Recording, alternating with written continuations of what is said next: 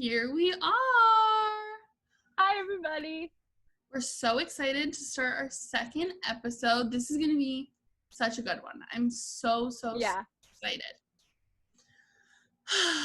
Okay.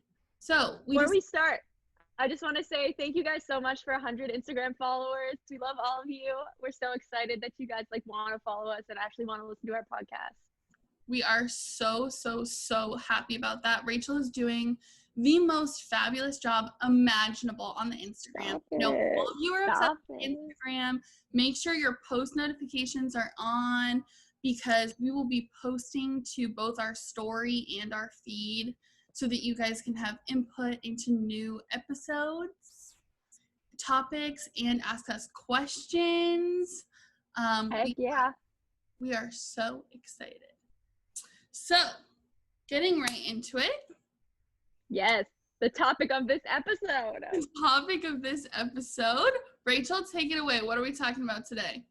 We're talking about friendship, which is fun because we're friends. Oh my God, we are? Yeah, that's crazy. Speaking of, let's talk about how we met. An embarrassing Bianca, for me. Yeah. Bianca and I met first day of choir, our freshman year. College. Yes. And our first interaction was me telling her that her fake hair, her hair extension tracks were showing, and set up for a great friendship. We were ready after that. Just immediately was like, this girl is honest. This girl is loyal. She's going to tell me when something is wrong. Everybody hates, you got a little spinach in your teeth. Yes. Nobody tells you. Rachel will tell you, okay? This girl, she will tell you. And so I was immediately like, she's funny. She's smart. She can sing. This girl, homie for life. Stop it. You're too nice to me. I love you too much. And so that brings us to our first kind of question of the day, which is talking a little bit about how do you meet friends in college? It's an overwhelming question. Yeah, especially for me, I went to the same school from kindergarten to senior year. So I already had my friend group there, and we've been the same the entire time I'd been there. And then moving into college, I'm like, this is way more people than I'm used to, and what do I do? And my first tip would be, I know a lot of people who obviously if it's not the time for you to jump right in and you want to get acquainted first, that's cool. But my biggest tip is get involved in the activities that you're interested in. A lot of the friends I made really early on because I was doing theater through a student theater group at school, and I was doing choir, and it's just a nice way to meet people that share your interests and that you'll see, weekly, bi-weekly, sometimes 4 or 5 times a week if it's theater, haha. But yeah, that's my biggest tip, I think. Yeah, I totally agree. I think for me, freshman year, I kind of got bogged down by, in the beginning, who I was living with and kind of meeting people through them instead of going and forging my own path. And I think it's hard when you live with people, especially freshman year of college, you're like, these are going to be my best friends. These are going to be my bridesmaids in my wedding. These are my people, even though I was randomly, assigned them. And so I think, well, it's obviously super important to have a great relationship with your roommates. I 100% agree with what Rachel is saying. And choir is how I met all of my best friends, including Rachel. And so it is those activities that you're kind of coming to as an individual where everybody in the room is having those same interests. And honestly, a lot of the time, very similar life experiences. And that's what leads to friendship. Whereas, the university randomly matching you to somebody, I think is great in the beginning. It doesn't necessarily lead to the longest lasting friendships in college. Yeah, that's what I was going to say, because I also went random, and me and my roommate lived really well together and were like really good friends, but we did have like separate friend groups. And I know like you don't need to be best friends with your roommate. I mean, a lot of times people do end up being with their best friends with your roommate, but like especially if you choose who you're gonna live with, like don't feel bad that like don't like blame yourself if you and your like roommate don't end up like working out that well, because like I know especially like when I was like looking for roommates, everyone's like putting on some kind of like mask and is like, well, it's especially like those things in the group me too where everyone's like, I love partying, but I also like a night in. I maybe will rush. Like I put so much crap on there that like I did not do. I love Like, Parks and Recs, and my favorite shows did it. yeah, like it's hard to find people when everyone's kind of like trying to put their best selves forward, but like once you get to college and you start interacting with people, you can tell usually who's like worth your time and who's kind of just not going to be there for you in the long run. And I also think in the beginning of college, you don't really know yourself that well. So it's hard to put out any kind of advertisement saying, this is who I am when you don't really know yourself. And so I think, that first week of class, everybody is going to be looking around the room, trying to find people to study with, to be friends with. Everybody wants to have somebody nice to sit next to in big lecture classes. I would say put yourself out there tenfold the first week of college, because like most of my friends I met the first week of college, with the exception of just a few acquaintances. So I would say, it is a lot of emotional fuel that it takes to do that in the beginning, but I think 100% worth it, especially, those big first meetings for activities, those first meetings in big lecture classes. Sit with somebody new every first class meeting, whether it's Monday, Wednesday, Friday. Sit with somebody new, because it's just great to meet a lot of new people in the beginning, because you never know, that person that you exchange numbers with in chemistry might text you to have dinner that night, and you might meet 10 new people. It's just great to keep putting yourself out there in the beginning, because it's kind of harder to mid-semester. If you lose out on your core friendships and you want to try again, it can be harder. Yeah, like I was lucky that in my case, like I had so many friends, because there was like a group of people that I met through a few mutual friends, and we didn't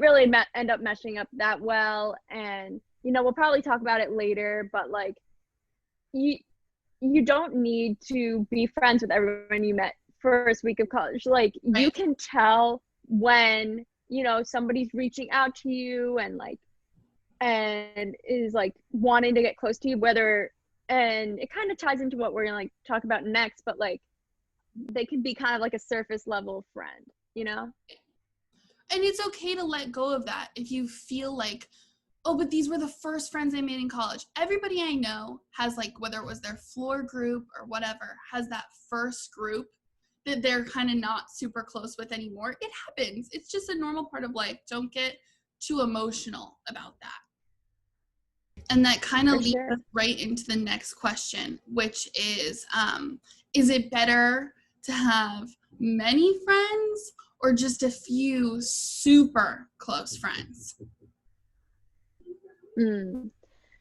I feel like I'm kind of somewhere in the middle on this. I feel like, well, my answer is that I would rather have a few super close friends, but then at the same time, like, I feel like, not to be like I have a lot of friends, but like I feel like maybe it's like I have a few super close friends in each like group, I guess. Yeah. Because like in my case, like I have like a few super close friends from like choir, and a few like super close friends from like theater, and then like a few super close friends from like other random college stuff, and like at home too and stuff. But like when I first came to college, as I was saying, like I was in this group where I was close friends with two of the people in the group and not really friends with like the like 10 other people in the group, but like kept getting invited to their stuff just because I was like in that outer circle. Right. And I always felt uncomfortable going because I was like, you know, I have my like two close friends that are going to be there, but like all these other kids who I don't really like, but like we've got mutual friends, like I guess I'll go to, you know, their friendsgiving whatnot. And like that's partially me, but it's also like I don't know. I'm someone who likes to like skip the small talk stuff and like to know that someone's like really interested in like learning about me and like I'm interested in learning about them, because like yeah, when you're always on that surface level, it's just like not very fulfilling for me. Yeah.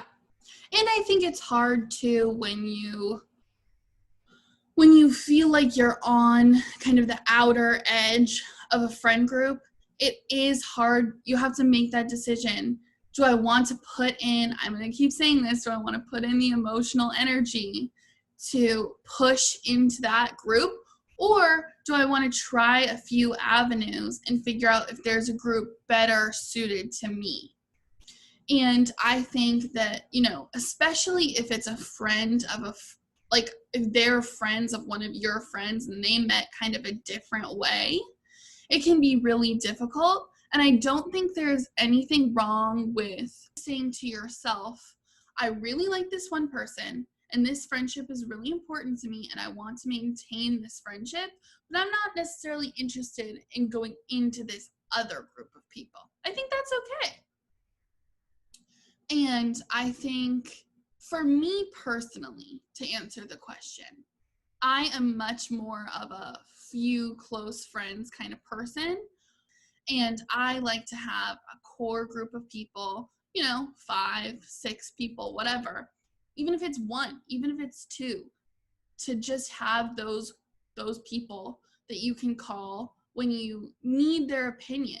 And for me, the best part of college, because I didn't really have a close group of friends in high school, is finding people where you would actually take their advice. You know, you trust them enough to call them with a like serious question, whether it's dropping a class that you're freaked out about it hurting your GPA, whether it's a problem with someone that you're interested in romantically, whether it's a problem back home. It's so nice to have these adult friendships where you're able to call these people, I say girls because my best friends are girls, call these girls and, you know, have multiple opinions and actually be able to weigh those options and say, okay, this is really helpful advice. I think that's like fabulous. Whereas I'm not the kind of person who's going to, you know, spend all day, not like in a bad way, but like on Instagram, making sure I'm liking everybody's photos, commenting, texting people that I met one time in one class to like get dinner just to maintain, you know, 50 plus friendships. That's just not what I like to spend my energy on, you know? Her emotional energy. My emotional energy. Yeah. And it's like it's interesting because like I feel like in college you can kind of see different kind of friendships. Like I'm like, oh, I need advice. Like I'm gonna go to Bianca, and like, oh, I need, you know, someone to send me like 15 memes. I'm gonna like go to this X person, you know? Well, and I think that's the beauty of having multiple friends. There are friends that I primarily give advice to, and I love doing that, and there's nothing wrong with that. And then there are friends that I primarily get advice from. Then there are friends that I like to do things with, people that like, you know, can be spontaneous and have the schedule where at the drop of the hat, like we can go do something. And then there are other people where I want to go to concerts with them, other people I want to go to comedy stuff with. Like, you know, we're multifaceted people and we have different interests. And I think it's not necessarily a good thing to try and find a one size fits all friend. I think that that's too much to expect of one person. And I think that's limiting your options if you're only looking for like a friend that fits every single need that you have, you know? Yeah, for sure. And okay, so the next question is how to juggle navigating different friend groups and integrate them. This question is for Rachel. Yeah. She's expert. I wonder who asked it. Oh, it was me, guys.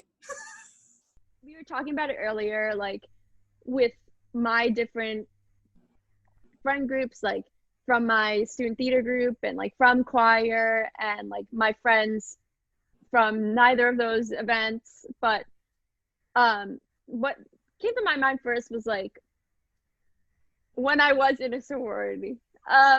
Sorority, like formals and stuff. Like I brought Bianca to a lot of my sorority events, and you know, I always felt a little bit nervous, truthfully, because I was like, you know, because that was like a group that a lot of my student theater friends were in. And so I was like, you know, everyone else knows each other, but, you know, me and Bianca are going as dates, and Bianca also knows like a good amount of people in my sorority. And it's like, how do I like split the time? Like, do I want to make them like, I'm a big people pleaser. So I'm like, is everyone going to be happy? Like doing stuff like that. And I think it's like, you don't need to force everybody to be friends with each other. Like that's just not how it's going to work.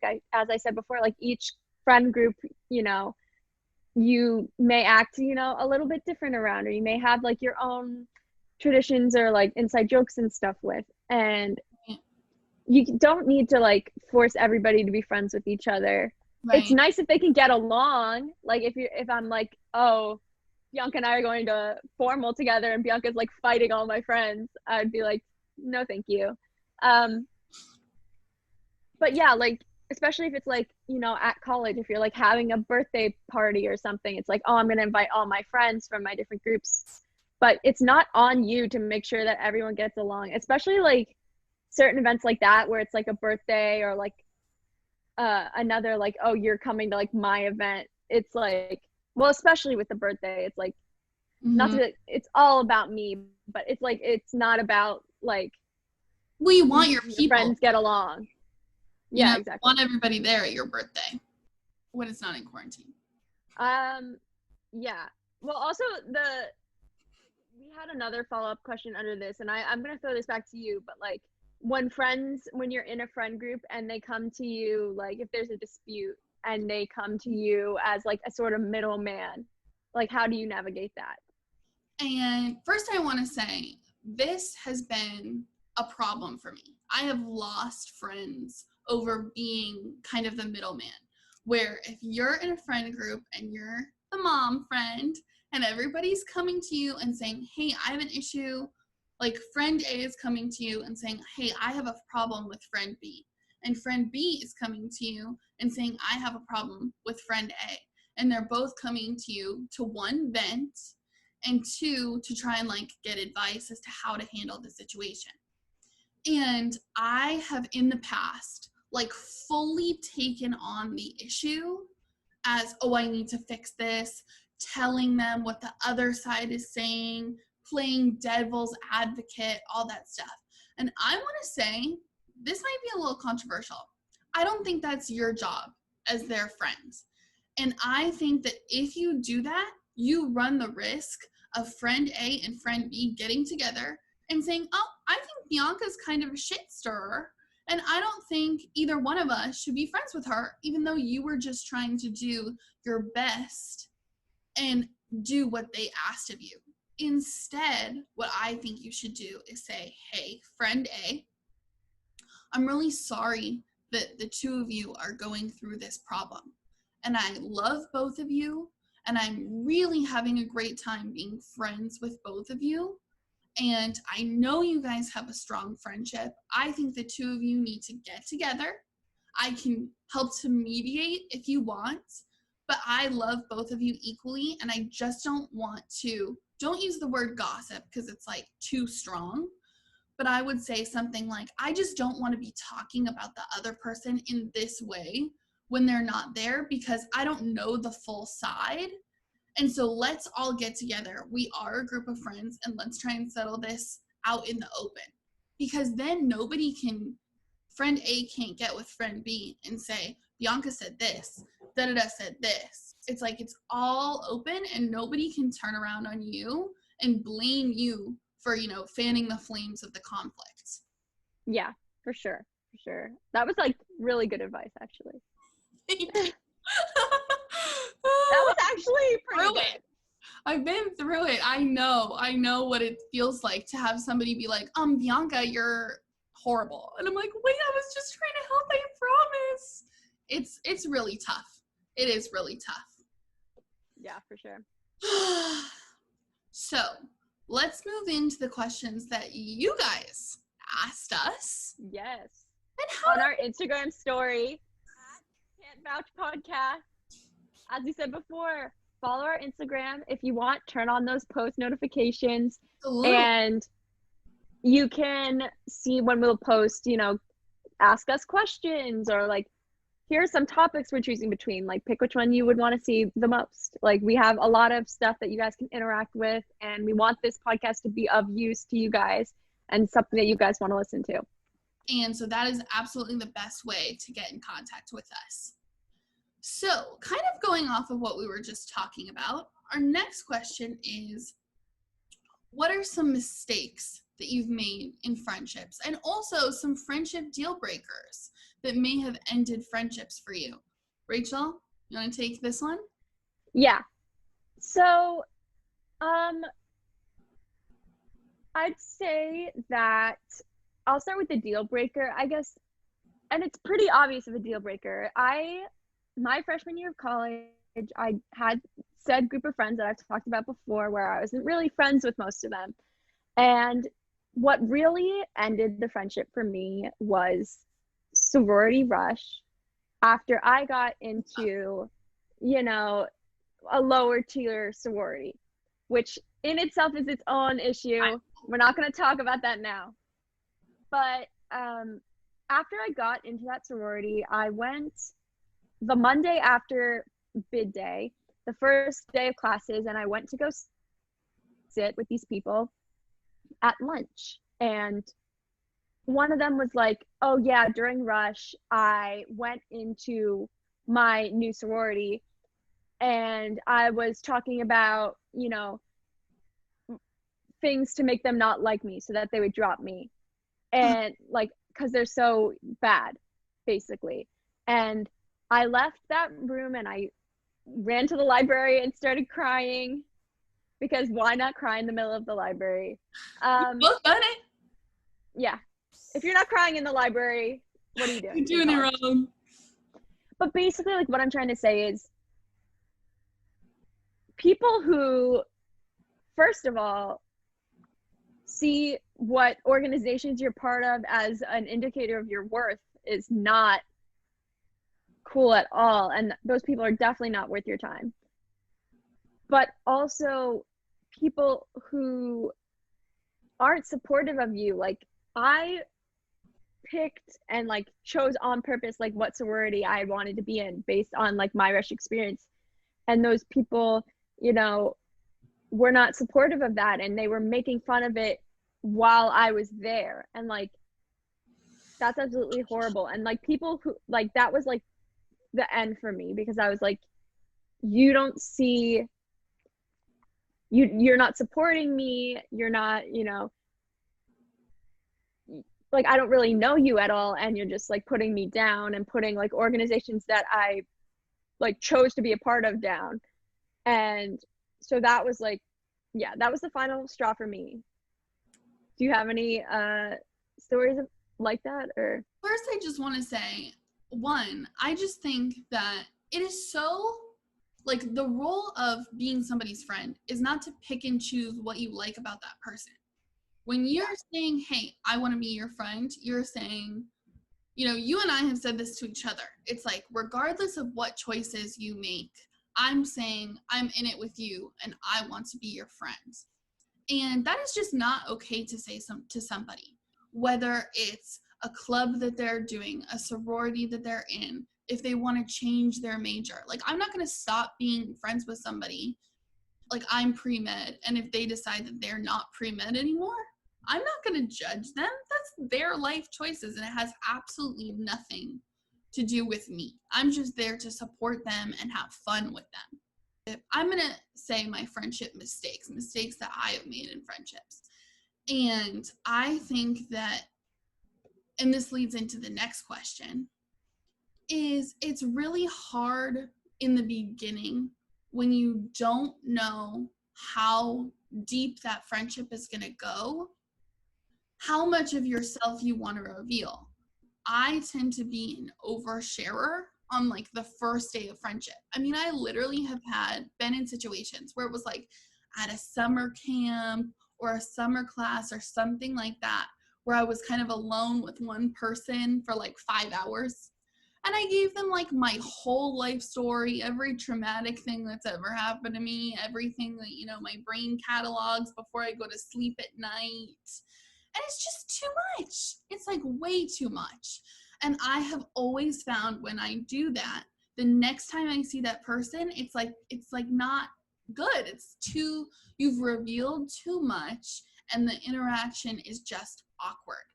It's so much better. And I think Rachel and I have done such a good job of doing this in our friendship. It's so much better to, in the beginning, do things together. Develop, you know, all the good things, inside jokes, things you like to do together, rituals that you do in a friendship. Build the friendship first. And then when hard things come up, you can deal with that with your friend. Your friend doesn't need you to give them a book of, you know, my trauma the first day that you meet. They can discover that organically. And if they're interested in being your friend, they will ask you things to reveal that side of you. You don't need to do that for them. And so that's definitely by far the biggest mistake that I've made in friendships. Yeah. Yeah, in the summer class that I've been taking, the psychology of close relationships, we read an article about what time is best to start like revealing parts of yourself or more intimate things to your friends. And I think they laid it out like exactly what you said, but they like laid it out nicely. Like when you first start a friendship, those what they called superficial disclosures are better, because it's like, you know, oh, I'm just telling you, you know, my favorite color is yellow, or like, you know, I had a sandwich for lunch today. That's cool. And then there's kind of like this middle period where you're starting to, you know, develop your friendship. And then when you get super like deep into friendship, if you've been friends for, you know, 2 years or something, when you get to that point, people aren't interested in like getting like 15 texts about like your favorite color. Right. So, you know, they're interested in something deeper than that. Right. And I think, not to say like the opposite of that hasn't worked 100% of the time. Like one of our best friends, Jen, like the first time that we really like clicked as friends, we were, you know, sharing important life events that shaped us as human beings, and our friendship survived and has flourished, and we're, you know, insanely close, and I love her, and she's one of my favorite people ever. So that does show you that there are people where if something's on your mind, it's okay to unload that.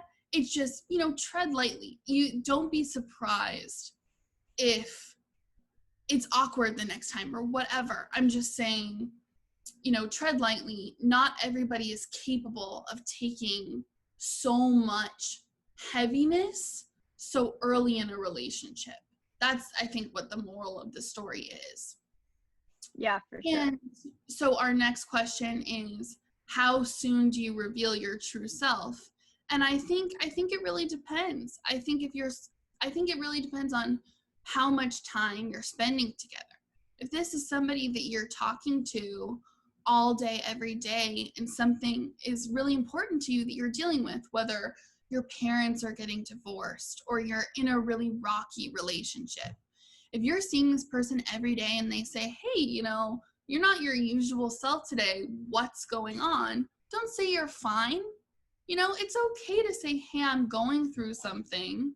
And if it's an appropriate venue, obviously it's not like you're whispering in class, you're at lunch, or you're at somebody's apartment, whatever. It's okay to say, hey, like, I'd love to like pick your brain about this, or just kind of tell you what I'm going through, if that's okay. And if somebody is visibly uncomfortable, like you're unloading too much, don't judge that person, because they might be going through something and they're not ready to take in your stuff. And I would just, after you leave, I would say, hey, I'm sorry if I overshared. Like, I've sent that text so many times. I'm sorry if I like went too deep into what I'm going through. It was just really on my mind today. And then their response should show you if that friendship is worth, you know, continuing. If they're like, yeah, dude, you really like went crazy today, it's like, wow, that's not very nice. Or if the person was like, hey, I'm sorry, like, I just have this paper to write tonight and that's all I could think about, but like, I really appreciate you telling me, you know, da da da da da. That can show you, you know, everybody is not your personal therapist, and they're going to have times where they're receptive and when they're not receptive, and that's okay. Yeah, and I feel like another facet of this question, kind of like on the complete other end, like not talking about like intimate stuff, is like, when do you show your true self to your friends? As in, like, you may be like hiding certain aspects of yourself or like certain hobbies. Like, I am very bad about this. Yeah, There's you're some, a gamer girl and I don't even know anything about it. yeah, like that's kind of it. Is like, there are a lot of friends that, you know, I do a lot of theater stuff and like everybody knows about that, but I also like, I'm very interested in like video games, and like I spent all quarantine listening to like over 100 hours of Dungeons and Dragons content, which is kind of sus. I love it. But so it's like I always am like afraid to share like certain hobbies of mine or like certain things that I like to watch with other people, because I'm like, you know, what if they're gonna judge me? Like, especially like as a girl, like people are like, there's a lot of like stigma about like girls who like nerdy stuff or whatever. And like, my advice to you, I need to take my own advice, but like, It's okay. is if you find friends who you know that you can trust, like they shouldn't judge you based on like stuff that you enjoy, unless it's like really sus. Like if it's like break the law kind of sus, then we don't want that. But like if it's just like, oh, I enjoy, you know, playing Pokemon or whatever, like if they're a true friend of yours, like why would they care?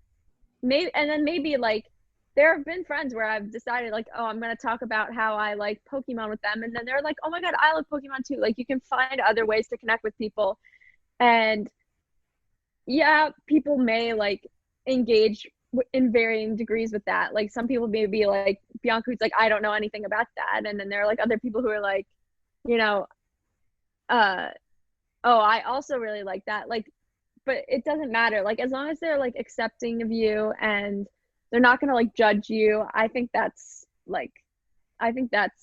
something that's really important.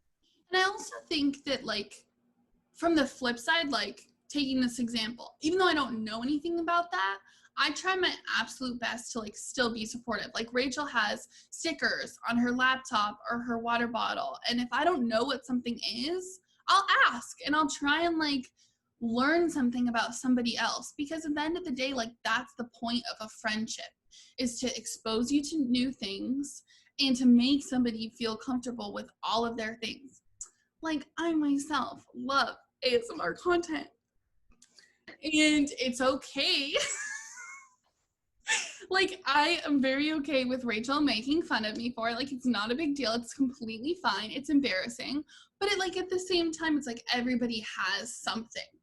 Whether you, like, I know somebody who knits. It, like, you know, it de-stresses them and whatever. That's so cool. Like, nobody should ever, that you consider a friend, be mean to you about something that you like.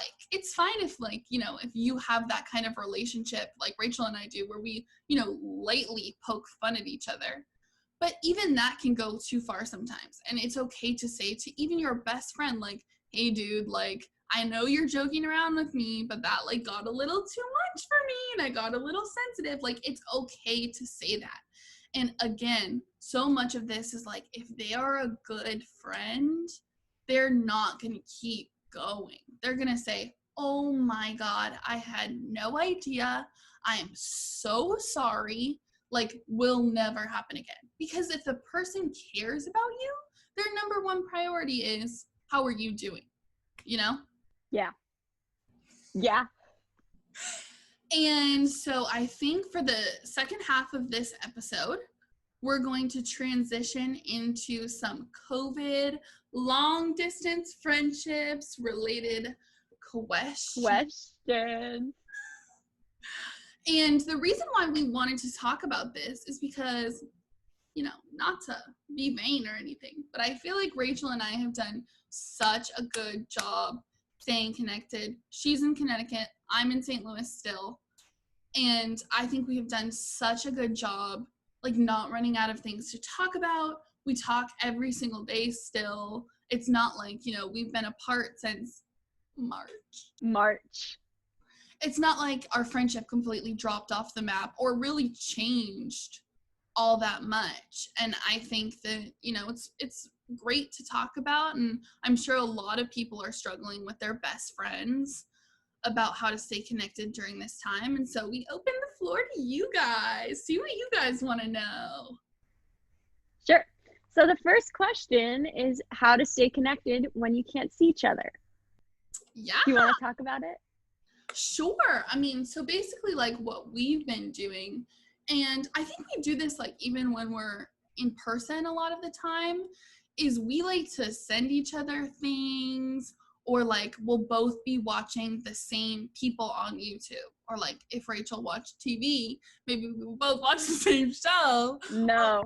Like, pick a movie, pick a show, pick a YouTube video, send it to each other, watch it, and then talk about it.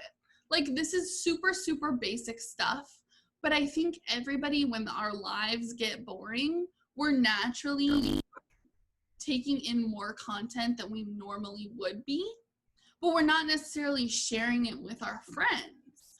And I think that that's, like, the number one way to stay connected. Even if you're not doing, like, I forget what it's called, where you can both watch a Netflix show, like, at the same time. Netflix party. Yes. Even if you're not doing that, like, if your time difference is too big to do that or whatever, just tell your friend, share your Netflix password, whatever. Like, just tell them, hey, I'm watching this show. I'm on episode blah, blah, blah. Watch it. And then let's talk about it. You know, it works like a charm. Yeah, and even if it's not like long form content, like, you know, like a 40-minute Tati video breaking my silence. Can you tell what kind of YouTube we're into? You know, just like send them a TikTok or send them a picture with a meme. A picture with a meme. A picture with a meme. Do you know how many TikToks I send a day to Rachel? Like, send your friends what you think is funny. Everybody just wants a smile on their face during quarantine. Even if it's 15 a day and they watch one and you talk about one, it doesn't matter. You're just spam them though. Don't spam them though. I can't deal with getting spammed. I mean, I guess don't spam them if they don't like that. But, you know, it's like, even if you just, like, in TikTok, you can send a TikTok to someone, whatever. Do it in a way that's, like, respectful to their time and their life. Like, just keep your friends in the loop as to what you're watching, what you're enjoying. Yeah, for sure. I think, well, also, like, another tip is, like, making time for each other. Like, make times to Zoom or FaceTime or something like that. Like, it's really hard when you guys can't see each other, or, like, talk on the phone even. I know that's ancient, but you could do that too. But yeah, like, taking time for each other and, like, making sure that you can, you know, still talk and hang out kind of in one way, you know. I think that's also really important, because it's like, okay, yeah, I'm getting, like, sent things, but you know, to also have that like face-to-face Right. time together is important too. And also, you know, be respectful of different people's time commitments during quarantine. I'm sitting here in my sweats, eating and watching TV. Rachel's taking an online class. Jen is running a full-time freaking business. Yeah. Lacey is doing an internship. Like, all of our friends are doing different levels of things. And so don't expect your friends that are doing full-time endeavors to just magically make time for you. If you're the friend that has the most free time, you know, be flexible. Even if you have to wake up earlier than you want to or stay up later than you want to. Your friendships are important. And it's good for your mental health to be connecting with your friends that you're not with, you know? Mm-hmm. Right.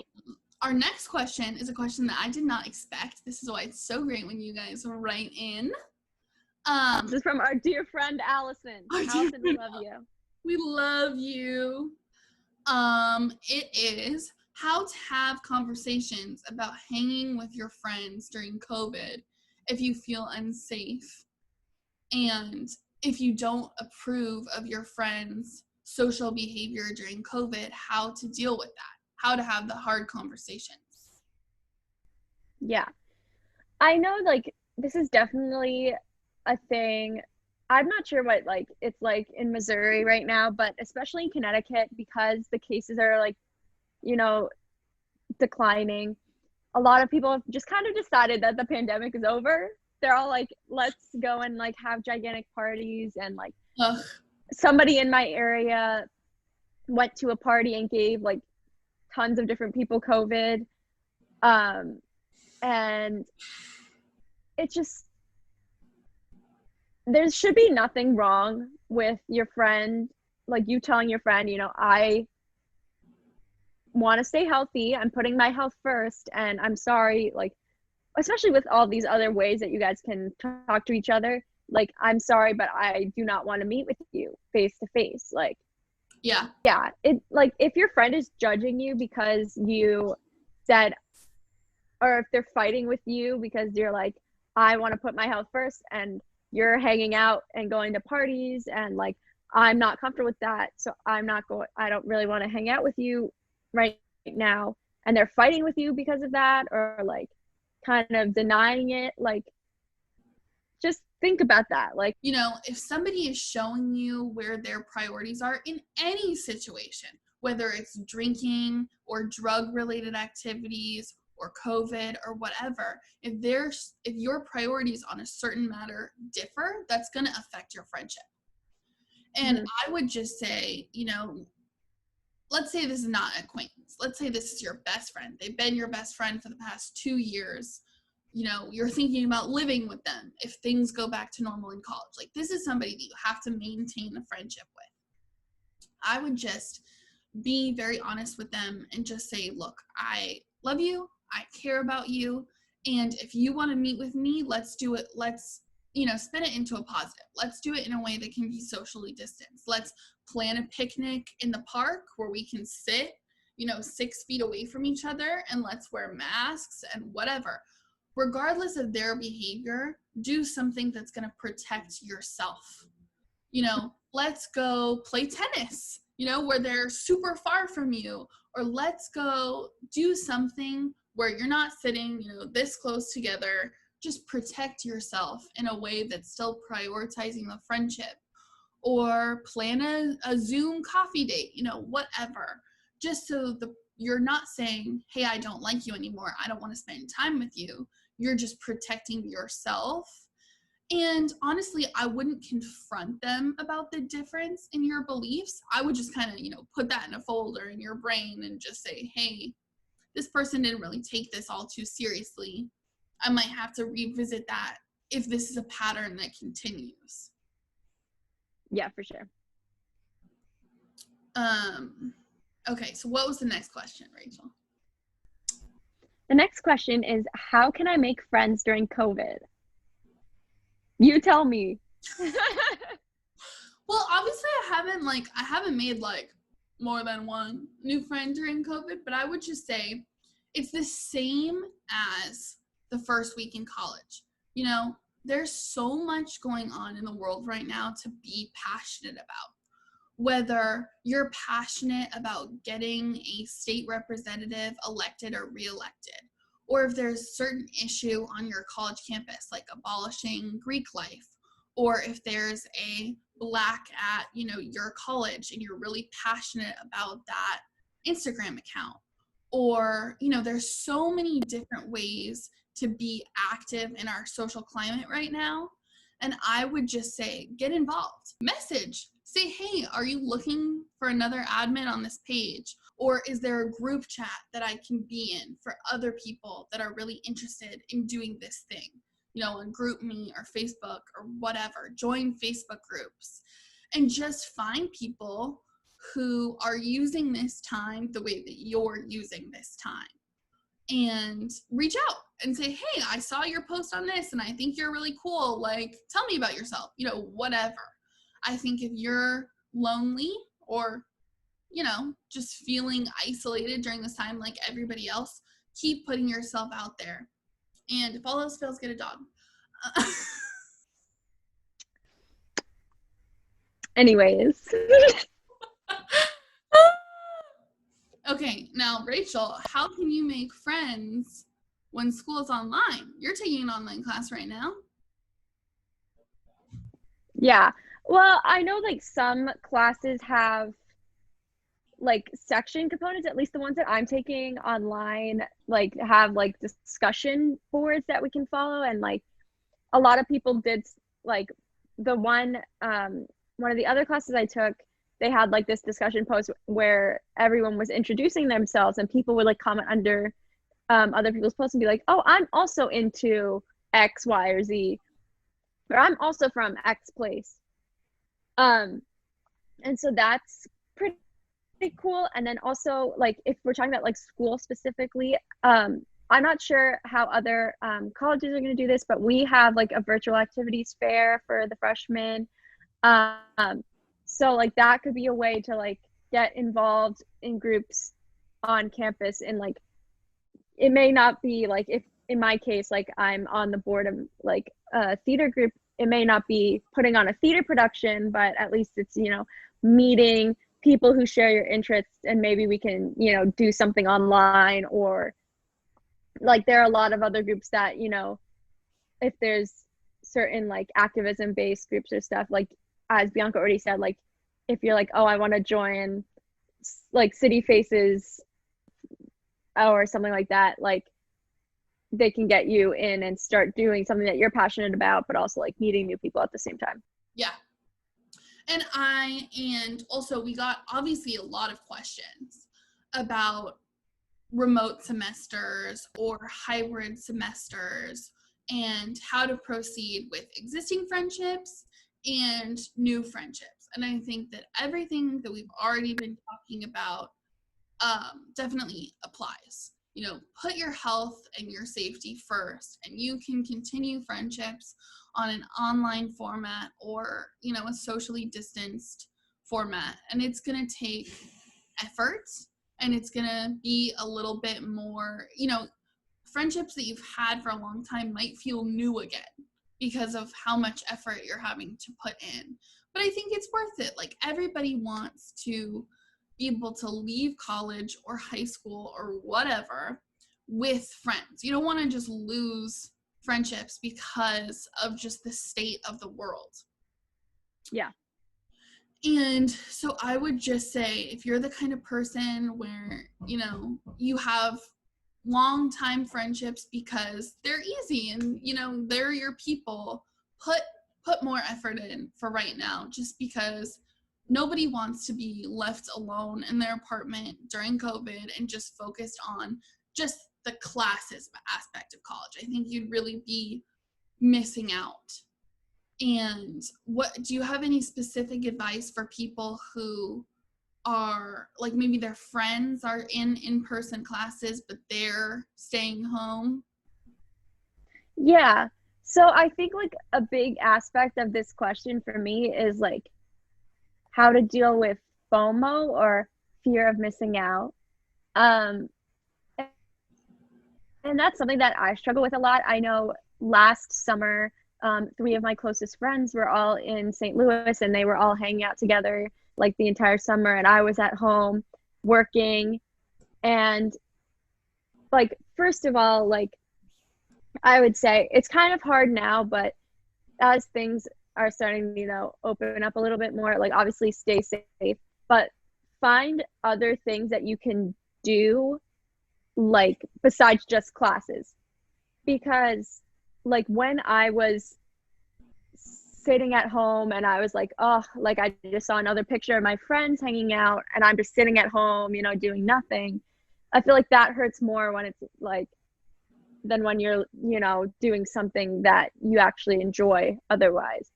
But also, like, something I think that's important to remember is, as we said earlier, to like try and maintain those friendships. Like, you're going to feel worse if you see those people hanging out and you kind of just shut down and you're like, they don't care about me, they don't like me, even though it may be like other reasons where it's like, oh, I need to stay home for my health or like the health of people in my family, and like all these other people are going and hanging out.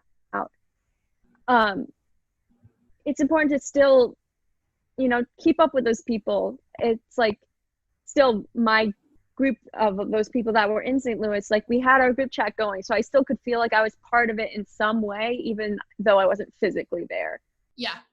And I would say if roles are reversed and, if you're a group of 6 friends and 2 of your friends or 1 of your friends is not coming back to, whatever college town you live in, I would say do your best. If you realize that the 4 of you are sitting in somebody's apartment, prop up a laptop, Zoom that other person, pretend like they're there. If you're all going to watch a movie together, tell your other friend that you're going to watch this movie together, have them watch it with you and be texting you guys their thoughts, whatever.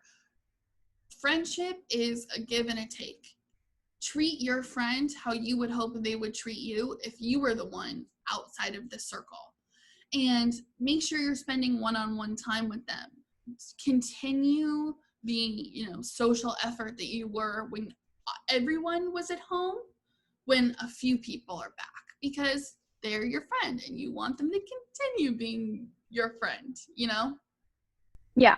And like to add on to what Bianca said about, including those people, like, not to be like, I think it's important to like think about what you're putting online. I think the issue with like a lot of FOMO stuff is people are, they're like, oh, I'm getting spammed with like 15 different Snapchats. Like, all my friends. Yeah, and even on that level, it's different when it's like a story versus when it's getting sent directly to you. I've had like a lot of issues where people are at a party that, I couldn't have gone to, and I'm getting like 10 things that are like, look at what X is doing at the party, or like, we're so drunk or whatever. And it's like, think about if you were sitting at home and you received that message. It's like, how would that make you feel if you want to be there but you can't? So just like be conscientious of what your friends may be thinking, or like what kind of images you're putting out. I mean, obviously not like, you can still have fun and you can still post, like that's cool, but don't like, my biggest pet peeve is like when people send you directly like stuff that's like, look at this, all the fun we're having. And like, especially when you're you've had some drinks, you maybe had some drugs, you may be a little bit, not, your judgment may be cloudy, but I don't know, then maybe put your phone down, because there are other things that could be worse that are happening if you're drunk and texting people. Yeah. Well, I think that pretty much wraps up all the questions that we had for today. I think we're going to be putting up, this will go up Friday, tomorrow. Yes. We're filming this on Thursday. And I think that we will put up a poll and find out if you guys want a part 2, if you have more questions, what topics you guys are interested in next. So we can't stress it enough to follow us on Instagram. It's at Camp Outdoor Podcast. We'll put it on the screen here. And, you know, while you're there, follow us personally on Instagram. Why not? Follow us on Spotify, Apple Podcasts, YouTube. If you're watching this on YouTube, you get to see our beautiful faces. Otherwise, you just get to hear us. Good. Yeah. And we will be getting some new mics soon, so you won't have the crappy Zoom sound. We're so excited. We're getting an upgrade here at Camp Outdoor Podcast. 2 episodes and we're already upgrading. This is called the growth mindset. Yes. Well, thank you to my beautiful podcast co-host, Rachel, for joining me. This was one for the history books. We love you guys. Thank you so much for everyone who submitted questions. We couldn't do it without you. And we're so excited for episode 3. Look out for it. Bye.